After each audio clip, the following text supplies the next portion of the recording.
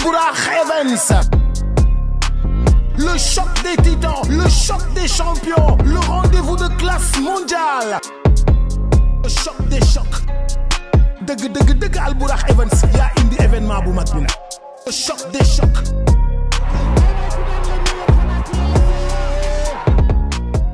jërë ngeen jëf mbokk yi nga xam ne yéen ñu bàyyi xel fii ci Albourakh Events ñu ngi am mbégte kontaan comme mu ko defee saa su ne waaye nee leen lamb saa su amee di leen topp avant pendant et après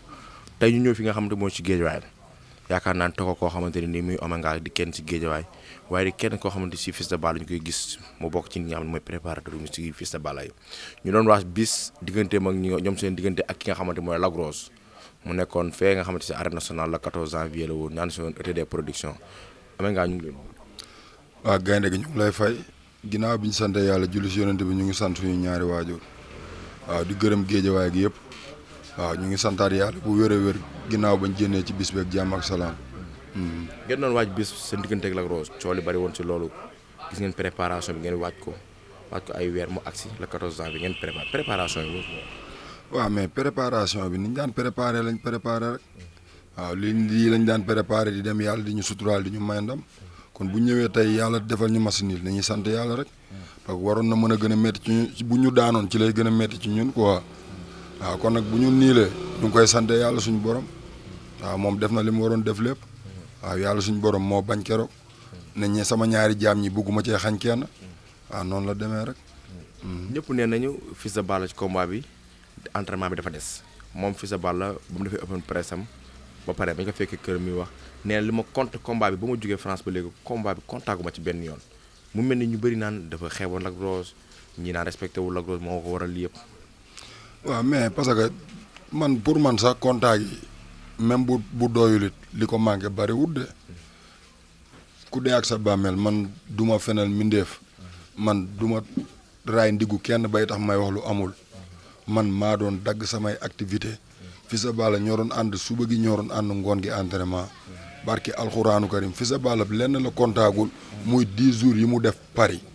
10 jours yooyu kese la kontaagul te bi mu ñibbisee fajar gi chaque fajar mi ngi doon contact mook ñoom Jackson ñoom Dugar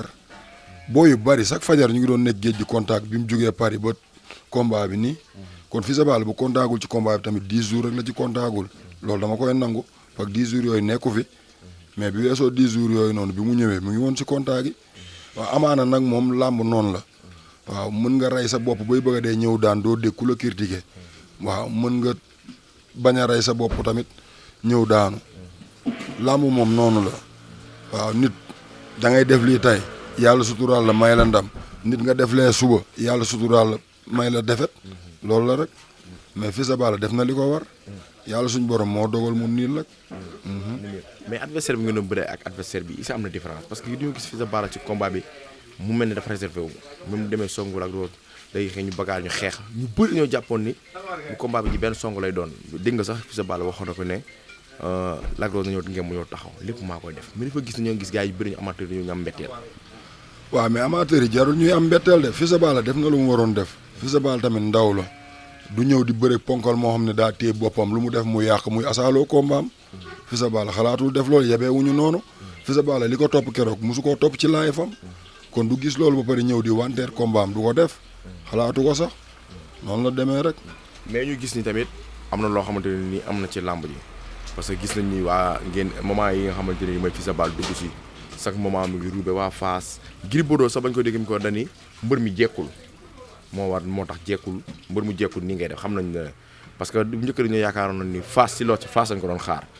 yàq bis boo xam ne Fass kenn du leen rëbb ko ñu yàq bis kër ñu gis ni waa kër Fils yéen ñi nga xam ne accompagnant Fils de Balla yi chaque moment ñu ngi profité waa Fass yi cool yi. non loolu buñ ko waxee tamit dañuy sosal rek ñun provoqué wuñu kenn Fils de Balla moom moo am ak contrat ak Lac Rose Fils de Balla am na droit Lac Rose tous mu taxaw ci digg géew bi di jokko barante ak moom am na ci droit ñun ñu ànd ak Fils de Balla gisoo leen kenn dem di wax dara Lac Rose waaw. mais moment yi nga xam ne Lac Rose mu ngi tuus mais moment yooyu noonu gis nañu Fils de Balla dafa avancé na ba ñëw bay waaj a jege barrière yi te moment yoo xamante ni Lac Rose Fils de Balla ba muy tuut Lac Rose jegewul foofu mais mënoon a yem si digg géew gi boo leen bañoon coo am. waaw mais lépp ci géew bi la rek Fils de Balla jegewu leen li dégg na leen quoi jàppale moo def mu départ ba ñëw ba si wati barrière yi. mais déglu ma rek Fils de Balla yorul lu mu war a sànni Lac Rose Fils de Balla bi muy wax ak Lac Rose ñëpp a ngi jàkkaarloo ak moom lu wax ci kay ngeen war a wax mooy ñee tëb ci barrière bi uti ji Fils de Balla ñoom lan moo ci seen yoon. mais ne ñoom nee nañ li ngeen ñëw dépassé fi ngeen doon ba waa jeg si barrière bi te ñoom ñu ngi tuus te ba ngeen tuus ñoom jegewuñ leen ne loolu moo tax Serigne Ndiaye de tëb. ñan ñoo ñëw. yéen Fils de Balla ak ñi mu àndaloo ñoo ñëw nag ak ki nga xam ne mooy maanaam nga xam moom la kii dóor. non Fils de Balla ak benn nit la géew bi boo fay dugg benn nit lañ lay may nga ànd ak moom. waaw Fils de Balla bi mu taxawee di wax ak Lac Rose lépp ci biir géew bi la ko defee jéggiwul barrière bi fekk ji leen demul ba laal barrière bi. mais jege na barrière yi. jegewul sax barrière bi image yaa ngi fi. mook barrière yi am nañ distance tuuti ñun duñu ay dof ñu ngi seetaan ñu ngi gis mais ñun tamit duñu toog suñu cimekaay gis ñoo xamante ne jotewuñoo ak dara suñu mbër waruñoo bëreeg moom tëb di ko attaqué ji ñuy taxaw di seetaan loolu bu ñu ko defoon ñun gàcce googu est-ce que ñun jar na ñuy duggaat fii Guédiawaye. mais est-ce que Fils de Balla tamit bu fekkee loolu mënoon na ko éviter mënu woon yem si digg géew ga. loolu moom arbitre tous ba pare. Fils de Balla mënu koo éviter loolu mu doon def ci làmb la bokk. parce que tamit beneen bi gis nañ ci beneen ngeen sangu galaaj ba pare ñëw sànniwaat ko li nga xamante ni nii mooy côté ci bukaayu ki nga xam mooy Lac Rose. fii ban mbër ngay gis muy bëre te duñu sànnante dara. mais instant cool amee pour apaiser li nga xam ne mooy tension bi biteel bi nga xam ne moom la sangoo donte biteel bi du dara parce que galaaj bi si ne ko moom moo ko sangoo ko biteel bi du dara mais ko isa jotoon na ma ko koy sànni mu koy sànni si bukaay. waaw mais lépp làmb la rek. làmb moom képp ku ci bañ coow bu ca dem. làmb képp koo xam ne da ngay moytu coow bu ca dem mais coowal làmb du dara. coowal làmb ca jour ba lay yem. ñëpp fàtte ko nekkaat ci leneen Lac Rose day uti ji beneen adversaire ñun dañuy uti ji beneen adversaire buñ dajee tey ci mbedd bi dañuy nuyoon de kafre jàll ku ne dem sa yoon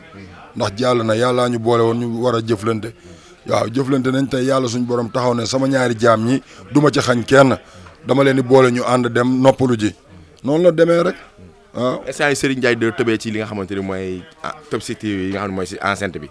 ngeen mu ñëw dóor ki nga xamante ni mooy yaakaar naa mooy maara bi àndaloon Fils de Balla mu daal koy dóor mu daanu moment yooyu nag ngeen tëb jégi ñu gis ngeen tëb tamit yéen tamit ñëw jégi si barrière yi ñëw ñu indi coole commencé tàmbali foofu bu ñëwaloon si coole foofu. waaw mais est-ce que Serigne Ndiaye yoon la muy tëb barrière yi di dóore. mais est-ce que tamit jàppul woon ni yéen tamit da ngeen ñëw pour yàqal. non Fils de Balla ki mu àndal dañoo mën a tëb barrière yi dem di leen yàqal ñoom jegewuñu barrière yi Fils de Balla jegewul barrière yi am na distance ak barrière yi Fils de Balla lépp lu mu doon wax ci géew bi la leen ko doon waxee ci deuxième saaku ya Fils de Balla jegewu leen Fils de Balla doful bay dem di leen fekki ji Fils de Balla doful mais day neexal làmb li mu doon def keroog da doon animer làmb ji parce que tamit nit ki bu ñu la jëlee fay la alal boo dikkee da nga war a waslu ak def li war ci làmb ji ñoom waa Fass ñoom lii seen mbir la mais waaw mais dañoo dajeeg ñu leen gën a xotteeku. mais keroog nag waa Fass tamit bu fekkee lii seen mbir la tamit waa Fass tamit keroog mën nañ jàpp ni lii waa Fass du war ñu leen daan gis waa Fass di ko def waa Guédiawaye lañ gis ñu def ko. waaw mais dañoo dajeeg ñu leen gën a xotteeku rek. dañoo dajeeg ñu leen gën a xotteeku provocation yi am keroog si stade bi yëpp waa Guédiawaye la. non provocation waa Guédiawaye defuñu ko fa. provocation benn fa am muy Serigne Ndiaye moo ko def nañ wax li fi ne moom moo tëb barrière yi uti la ji booy bi ci mbër moo bëriwulal mbër moo amul la contrat mais moom ban ranking la jàppal booy bi moom bu fekkee bëgg na bëreeg booy bi na rayante pour bëreeg booy bi. Serigne Ndiaye moom problème bi li mu wax mooy nee na moment yi ñuy tuus ñoom dañoo bàyyi waa Fils de Balla tuus normal mais moment yu Lac Rose tuus ñoom ñoo ñu njëkk a tuus ñoom fi ñu nekkee ak fi ñu ne ñoom bàyyiwuñ ñu fi ñu nekkee ñun ak ñoom fi ñu nekkee amuñu fa accès. waaw loolooy dëgg gi ñoom buñ bëggoon ruube comme ni Fils de Balla doon def Lac Rose moo doon dugg ci géew bi taxaw di def comme la ko neex mais ñoom mënuñ ñoo ruube ñoom ñun ak ñoom fi ñu nekk ak ñoom fi ñu nekk dafa soree fan la ñuy jaar ba ruube ñu. mais tamit STM yi waroon yem fi ngeen waroon yem parce que keroog ñoom Gris Bordeaux dégg nga li mu wax nee na ñun dofuñu xam nañ mbër mu jekk ak bu jekkul ñoom bis bi lii lañ ci am mooy ruube yi mais après bu ñu duggee si biir géew gi dinañ xam mais ñu gis ni tamit même bu Serigne Ndiaye tëbee barrière yi mais ñëw bi ngeen doon ñëw koy ci mukaay bi moo tax mu jàpp si tuuti yu Lac Rose bi moo tax mu jàpp ni dafa am lu leen def si moo tax mu tëb barrière yi moom tëbee barrière yi jokkalante ak ki nga xam ne mooy Serigne bi mu dóor ko waa léegi man dama leen laaj yow est-ce que moom war na tëb barrière yi warul tëb barrière yi kon jeex na mais yéen tamit est-ce que war ngeen ñëw foofu pourquoi ba duñu ñëw bu fekkoon Lac Rose moo tëb barrière yi attaqué Fils de Balla kenn du bouger si ñun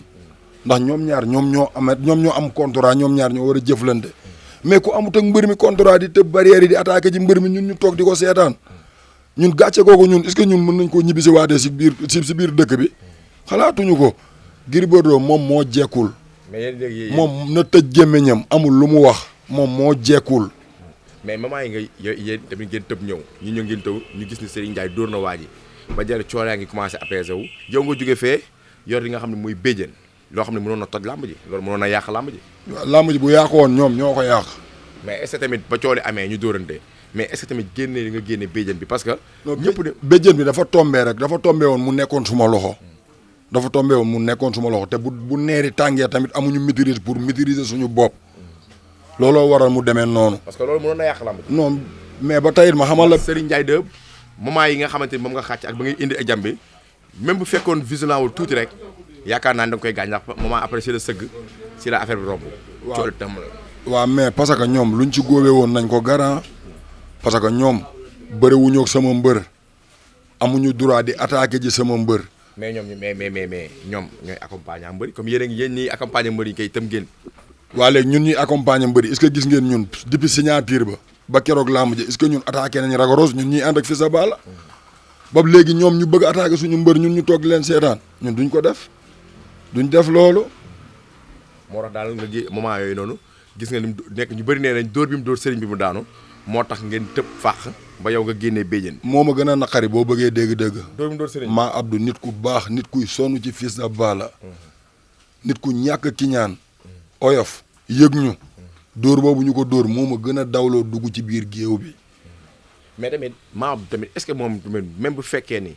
Fils de Balla day neexal làmb parce que moom gis nañ image nii moom moo jiitu sax Fils de Balla. non Fils de Balla moo ko buux. moom moo jiitu Fils de Balla moo tax saa moo tax Serigne Ndiaye dóor bi dóor jiituwul Fils de Balla moom maa Abdou doon protéger Fils de Balla doon ko buux pour jàkkaarloog Serigne Ndiaye léegi maa Abdou xaw a dal ci Serigne Ndiaye dóor ko mu tërëf jógaat mais Serigne Ndiaye moom li mu def noonu champion du ko def moom dafa war a ub làmb moom daanaan la man aw ma xolu ki ñaan ci moom xam na loolu moom xam na ne man aw ma xolu ki ñaan ci moom mais li mu def démb dafa nelaw waru ko def bu làmb ji tojoon moo ko toj. mais lu tax ngeen làmb ji bu tojoon Serigne Ndiaye moo ko toj. mais amul droit parce que li tax mu koy toj mooy amul droit tëb barrière yi di utali ji mbër mu bëree loolu amu ci droit nañ la waxante dëgg rek. mais tamit yéen tamit ak lu mu xew tamit même bu Serigne Ndiaye tamit fekkee moo tooñ tamit mais yéen am ngeen si part responsabilité parce que mënoon bu fekkee tous la mënoon ngeen bu fekkee da ngeen neexal làmb mënoon ngeen taxaw si digg géew gi ci première saako ya taxaw foofu def li ngeen di def te doon jege fi. géew bi fu ci nekk biteel bu nekk dafa am foo ko war a sotteekoo ci géew bi. mais même boo amee foo ko war a sotteekoo nga sotteekoo fi nga xamante mooy war a saako ya. li ma la bàyyi ba arbitre ba bañ a. saay boo bëggee dégg-dégg booy bi mi ngi taxaw maa Abdou di ko sotti butéel bi Serigne Ndiaye tëb booy bi tamit dem di ko fekk ji. non Serigne Ndiaye tëbul tëb avant muy tëbut na ko loolu dafa tëb rek dem uti. mais ay jokkalante wax la tëbee. jokkalante wax. gisul benn réagir booy bi dóoru leen dara defu leen dara jokkalante wax lu moo ci jar moom muy tëb booy bi daa bëreeg moom wala moom dafa yaakaar ne booy bi amul ay mbokk nañ waxante dëgg rek booy bi ñun suñu bakkan lañ teg ci moom dañ faa teg jeexal de. barke alxuraanu karim bañ ñu ci dara de. non bañoo def dara kay moo tax yow nga génne béjjën bu naroon ko jëm làmb ji moom ñu bëri dañ ni woon làmb ji fa lay yem. non làmb ji bu fa yemoon nit rëcc wuñ ci dara. est-ce que jekk bi waa Fass jekk bu ñu naan ñàkk jekk la Fils de Balla jekk war a noonu. barki sëñ Fallou Mbacke ñoom gënuñ ñoo jekk. ñoom gënuñ ñoo jekk. def nañ li ñu war a def yëpp ñëw nañ ci làmb ji yàlla suñ borom moo ko bëggee noonu mu amee noonu loolu ñun mënuñu ci dara ñoom mënuñu ci dara mais lii yàqul dara ci yoonu Fils de Balla ñun xam nañ ko xam nañ lu mu mën ak lu mu mënul boo fi nekkee di wax dañ naan da ngay salteel mais Fils de Balla ñaari blessure indi na ko ci làmb ji Fils de Balla bi muy jógee Paris ndigg la fi indaale. bi muy jógee Paris ndigg la fi indaale bi muy jógee Paris ku dee ak sa bàmmeel ba ma koy tooñ naan ko yow est-ce que liggéeyuñ la sax. mais liggéeyuñ ko yu diis yam fa jotee di yëkkati moo ko def ndigg. mais mu jógee fii dem France war a nekk ci li nga xamante ni mooy bonne condition yu baax mais dem France fa entraîné ñu indaale ndigg tamit. waaw mais parce que xam nga tey ji loolu yëpp li koy waral mooy maanaam da ngay dem si salle course bi bëgg laa teg loo xamante ne ni yow boo dee borom jom doo ko rejeté da nga koy jéem a àngu boo ko àngoo nag te daawoo ko def nag mën na la indil problème Fils de Balla loxo bi fii dafa xar avant arbitre di siffler ku ne gis na ni dem na ci ardo mais loolu loxo bu xar boobu noonu moment yooyu noonu la moo waraloon da koy indaale woon wala lan la moo dagg loxo bi parce que yu bëri nee nañ est-ce que nekkul Fils de Balla moo dagg dañ ko dagg loxo bi ci cumukaay bi wala lan la loxo bi ci kër gi la ko dalee 2 jours après combat bi ak sangu yi mu ci doon sangu xam naa ne mu infecté biñ ñëwee ba ci porte bi nag noonu ñuy coowee homme de tenue yi gaañaat ko ci muy saigné looloo tax médecin yi woo ko mais moom moo ne médecin yi lii du dara suñu kër laa gaañoo mën naa ci bëre moom moo ko wax médecin yi kon kooku bëggul yàq làmb quoi waaw. mais ñu ñëw ni préparé ko mystiquement ñu bëri nee nañ Fils de Balla mystiquement ñëw. mystiquement Fils de Balla mi ñu doon xam ñëwul attaqué arbitre sifflé mu dox si adversaire indi la giit ak ngaas indi la saytaane gu met jàppale daan. waaw mais làmb bu nekk ak na muy doxee làmb tey da ngay ñëw làmb mu nooy suba nga ñëw làmb mu dëgër loolu dal na fi mbër yëpp dal na leen fi yàlla suñ borom moo ko tuddee woon ne Fils de Balla ak Lac Rose sama ñaari jaam ñi du ma ci xañ kenn dama leen di bàyyi ñu ñibbi laa leeg Max Niil loolu Fils de Balla mënu ci dara Lac Rose mënu ci dara ñun ñuy ànd ak Fils de Balla mënuñ ci dara ñun ay xale yi ndaw lañ ñoom pas face dañoo takku ba dëgër seen mag ñëpp génn ñi daan yóbbu Moustapha Gueye ñëpp indi Lac Rose. parce que gars yi nee nañ ñoom nee nañ Fils de Balla moo dugal ñi waa Fass ci combat bi parce que Pam Doy sa dégg nga li mu wax nee na Fils de Balla respecté wul woon Lac Rose te boo déggee si ay communication Lac Rose Fils de Balla tamit day mel tamit loolu day bëgg a nekk dëgg dafa mel ne da ko doon minimiser ñee nañ Fass nag fii ñoom nee nañ Fass lu leen dugal si bis bi mooy communication bi nga xam ne Fils de Balla doon na ko communiquer ñàkk a nawla gi nga xam ne ñàkk na ko nawloo rek. waaw mais Fils de Balla loolu mu communiquer man c'est normal dama cee d'accord xam nga la moo tax ma d'accord ci Kandji dafa jël ñaari mbëri fay leen xaalis bu bari pour ñu sëgg bëre Lac Rose dinaa min da defet yi mu nekk ngorom mayu ko muy génn di pokoleeru di ndellu kon Fils de Balla bu toogee moom it def ni Lac Rose benn amateur du ñëw làmb ja nañ leen waxante dëgg Fils de Balla li mu doon def yëpp nekkul ne réewa dafa réew wala dara da doon jaay làmb ji pour bis bi mën a taaru loolu ku nekk da ko war a comprendre noonu promoteur yi jëluñu seen alal di la ko jox ngay mel ni muuma fii boo fi doonee muuma kenn du la tëgg mais Lac Rose du muuma Lac Rose kenn dàq ko yëngal làmb mais dinaa min da defet yi mu toog ngorom mayu ko muy yëngal léegi Fils de Balla tamit bu defee ni Lac Rose yëngalul làmb ji kan moo leen di seetaan si. parce que Lac Rose moom waxu mais jël nañ Pam Ndoye nee na Fils de Balla li mu doon wax yëpp Lac Rose mënu ko soon topp parce que Lac Rose nee na même Lac Rose gis fekk nañ kër si Pam Ndoye sànq mais nee na Fils de Balla li mu mel ne wax si géew gi yëpp nee na si biir géew gi sax mi ngi wax ak moom saaga mi ngi mel ni miir bi lay waxal di ko tontu parce que xam na bu arbitre sifflé li war si combat bi te da koy def te nee na Fils de Balla dañu ko woon Lac Rose 100% laa soxla Lac Rose bu njëkk bi laa soxla mais boobu Lac Rose ne moom xam na boppam xam na bu arbitre sifflé génn si digg bi ñoom ñaar lan lay fekk. waaw booy boobu man awma lu may wax ci moom parce que xale bu ñàkkee taalibe da nga koy tege à côté te ñoo ko gën a ñàkk taalibe fop ñun li ñu ñàkk taalibe booy Pam Ndoye moomu ngay wax dafa ñàkk taalibe awma lu may wax ci moom. lan la ñàkkee taalibe mais tamit. parce que seetaan naa interview am démb muy xas-xas loo di wax ñun du ñoo moom ñun ñoo ko gën a capable ñoo ko gën a sañ ñun du ñoo moom quoi kon amuñu lu ñuy wax ak moom waaw ñun ak magam ñoo doon jëflante te dara ñaawul suñu diggante ak moom man ak moom man ak Lac Rose signature ba ñu ngi doon mbalagante lamb ja ñu ngi doon mbalagante kon amuñu benn xaar ma yàlla ndax bi signature ba tag bi ma dugg see mu may tooñ naan ma Sonko ma ne ko Macky ñuy mbalagante parce que moom xam na ma xam naa ko man ak ñoom ay morom lañ man ak ñoom bëreendoo nañ waaw amaane yàlla moo ma ci xiiratul ma génn ci dem xooli leneen kon tey jii nii bu ñu bëree ba pare dafa war a rafet mais yooyu muy jéem a teg noonu ay Fils de Balla moo doon di wax lii moo doon wax lee Fils de Balla bu waxuloon benn nit du ñëw ci stade bi Lac Rose ñëpp a génnoon ci moom ñëpp a ne jeexal na fori na new kon moom dafa war a sant Fils de Balla bu baax a baax ndax Fils de Balla moo ko delloosiwaat tey ji même bu amee confiance bay mën a jëli jiwaat beneen combat yàlla ak Fils de Balla la parce que Fils de Balla moo ko jël. lim liggéey moo ko indi lim liggéey rek non liggéey na loolu duñ ko bañ Lac Rose par la force day liggéey yow nga jël booy boo xamante ne mi ngi ci yoonam di rabaska di dem kooku faa nga teg sa bakkan pour daan ko pour mën a jëlaat sa place yow ci làmb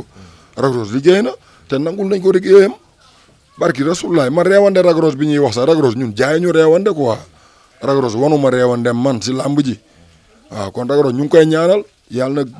gën a delluwaat ci ay entraînement am gën a dellusiwaat pour jëlaat place am parce que man damaa bëgg jàmbaar quoi man nit boo doonee bañkat rek da nga may neex loolu kese la mais du leneen. mais waru leen reewande mais yéen ruube ngeen ko. non munu cee ñàkk nee naa la ruube boobu bu ko booy bi deful woon lamb ji du neex. lamb ji faa mu neex. mais loolu neexalul lamb Omenga loolu su nekkul moo day yàq lamb. non munul. parce que neexal lamb signature yi mën a am signature yi face à face yi xam nga si interview yi jokkalante mais bisu lamb bi neexal ba mu jur cooloo xamante ni loolu tamit. xanaa boo bëggee dégg-dëgg lamb léegi la yàqu. lamb dañ daan bàyyi mbëri di dëkkante dóorante arrêt pang xeex. léegi da nga koo ñemetee def ci làmb. day yàq làmb moo tax. non loolu du yàqul làmb loolu bi muy xew ci làmb boobu la làmb gën a neex loolu bi muy xew ci làmb boobu la làmb gën a neex. mais essai bu leen bàyyoon tamit ñu ngeen jàpp ngeen jokkalante foofu noonu dóorante comme yow yaa ngi yoroon béjjën boo ko jamoon foofu tamit làmb ji mooy loolu day yàq làmb de. ñoo attaqué sama fils daw ma ci dara sama waxu démb mooy sama waxu tay lu ma ci góobee gar ko man jàmbaar laa aw ma tànku ginnaaw lu ma ci góobee dama koy gar maa dem maa réagir waaw yàlla nag def na ci ndox mu sedd ba la ma doon réagir dara antuwu ci rek alhamdulilah mais bu tombé woon nag man ak Fils de Balla ñu ànd noonu moom mu tëb ci géew bi barki alxuraanu karim leneen la ñuy wax waaye du ñu wax sax waxee làmb ji parce que man dama mën sama nit kenn du ko néewal doole suma kanam sinon di nga ma rey doo koy néewal doole. jàpp kon ni Serigne Ndiaye dafa bëgg a néewal doole Fils de Balla. si loolu laa gis bëriwul ak moom amul ak moom contrat lan lay dox di daje ak moom. Serigne Ndiaye mën na néewal doole Fils de Balla. mais parce que non du moom kese ñoom ñaar lañ bi ñu tëbee du moom kese bu fekkoon moom kese la mënulul dara Fils de Balla mais ñun bi ñu dawee ñëw ñaar lañ fa fekk. non moment yi nga xam Serigne Ndiaye moo tëb moom moo tëb. waaw moment yi Serigne Ndiaye di tëb sa Serigne Ndiaye ragal la bi mu tëbee di ñëw booy bi ñaari loxo suuf xeexu bandi la ko indil Serigne Ndiaye di rasu vidéo yaa ngi fi. mais Serigne Ndiaye bi attaqué dóor bu tëf ah Serigne Ndiaye moom bu fekkee ragal tamit moom it atteindre na li nga xam ne mooy ngeen arrêté bàyyi mbër mi. Serigne Ndiaye waroon na rusa dóor kooku Serigne Ndiaye waroon na rusa dóor kooku koo xamante ne bu ñu la tegee ci balance teg ko ci balance sa moom bosam triplé ko lu bari nit war na jomma dóor kooku quoi Serigne Ndiaye bu doon ñeme na góor la bi mu nee cëpp warul feree ne daa war a daw dem songi ji Fils de Balla dóor ko. moom est-ce que song Fils de Balla moo ko taxoon a jóg. lan moo ko fa indi. mais est-ce que nekkul yéen ñëw bi ngeen doon ñëw moo tax mu bëggoon a cool ngeen ba ngeen a yam ak si fa bañ a teg moo tax Fils de Balla àdduna du yàgg ba mu laal barrière bi parce que Fils de Balla moom rek bu demee laal barrière bi bu ñu ko fa dóoree dara bu gaañoo làmb ji du am kon Fils de Balla sóoraale na loolu amul moom xelam du ko joxu ko pour mu dem ba ci barrière yi fi mu taxaw sorante na ak ñoom barki yàlla sorante na ak ñoom kay ñoo doon jaay affaire wag a gis ñu leen gën a xotteeku wax ji loolu la waaw ñun ñoo leen gën a pare fopp ñun ragaluñ dara tooñ nag la ñuy bañ tooñ moom dañ koy bañ mais bu dul tooñ moom ku ñu tooñ it ñu jaay la suñu bakkan